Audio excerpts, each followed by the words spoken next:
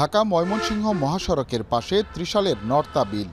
যতদূর চোখ যায় তার সবটুকু জমির মালিক সাবেক বিদ্যুৎ, জ্বালানি ও খনিজ সম্পদ প্রতিমন্ত্রী নসরুল হামিদ। তবে জানা যাক কিভাবে এত জমির মালিক হলেন তিনি। ত্রিশাল রায়মণি এলাকার এই বৃদ্ধার নাম রমিজা খাতুন। বসতভিটা করতে মাটি ভরাট করেছিলেন নিজের জমিতে। অভিযোগ, হামিদ রিয়েল এস্টেট দখল করেছে তার জমি। মাটি ফালাই হাসছি, টিং আনছে, ফিলার আনছে, গড় খারা হারবো, পরে গড় খারা হারা দিছে না। আচ্ছা কলে এটা যাক বিহি কিনি একটা আমার জাল দলিল দিছে।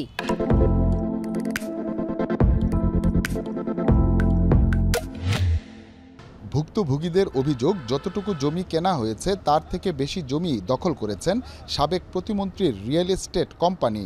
মোট পরিমাণ প্রায় ৩০০ বিঘা। পুলিশ, মামলা হামলা আর স্থানীয় দালালদের দিয়ে ভয় দেখিয়ে জোর করে দখল করেছেন গ্রামের সাধারণ কৃষকের এসব জমা জমি। সব কল জমি আমার আর ফসলত করিয়া নিয়ে গেছে জোর করিয়া, কত জমি নাই। এটা হইল নজরুল হামিদ দীপু, দুলাল এবং আরসা, এদের মাধ্যমে এলাকার লোকের জমি জোর কইরা বান্ধে হেরিয়া জমি তারা বিক্রি করে নাই, তারা জমি নিয়ে নিছে।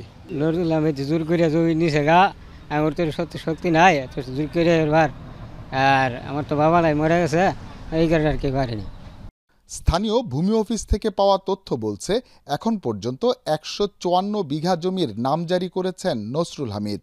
এতটুকু জমির বাজার মূল্য প্রায় ১০০ কোটি টাকা। আমিরাবাড়ি মৌজায় ৪১.৯৪ একর জমি আছে একটি নামজারিতে, এবং হামিদ রিয়েল এস্টেটের মালিকানাধীন মঠবাড়ি মৌজায় ১.২১ একর পরিমাণ জমি নামজারিকৃত আছে। সম্প্রতি রাজনৈতিক পট পরিবর্তনের পরপরই এসব জমিতে থাকা ১০০টির মতো সাইনবোর্ড সরিয়ে ফেলা হয়েছে। স্যার, দরকার পড়ল কি? এটা তো জমি যদি কিনা থাকে। সেটা তো আর আমার বলছে না যে এটা লেগে মুচ্ছে আলান। আমার অর্ডার, মনে করেন অর্ডার, আমার বেতন দেবে, আমি অর্ডারে কাজ করি। জমিন কার এটা বোঝান, জমিন তো বেহেরিছি না যে হামিদ গ্রুপের জমিন। ত্রিশালের নর্তার বিলে শুকনো মৌসুমে ধান চাষ আর বর্ষায় দল বেঁধে মাছ ধরত গ্রামবাসী। হতো নৌকা বাইচও, এখন যা সোনালী অতীত। দালালের মাধ্যমে জায়গা সম্পদ জোর জোর করে লয়ে যাইতেছে। এলাকার মানুষের যে একটা মনে করেন মাছ মেরে খাইবো, এটার সুযোগ সুবিধাও নাই। আগে কিন্তু মাছ মেরে আমরা নিজেরও মেরে খাইছি, এখন জালি লইয়া নামার মতো কোনো বাও নাই। নর্তার বিল নামে পরিচিত এই জলাশয়টি দখলের পর এখন চলছে মাটি ভরাটের কাজ। ঠিক আমি এখন যে জায়গাটিতে দাঁড়িয়ে আছি সেখানে কিছুদিন আগেই মাটি ফেলা হয়েছে। সংশ্লিষ্টরা বলছেন, এই জলাশয়টি সংরক্ষণে উদ্যোগ নেক সরকার।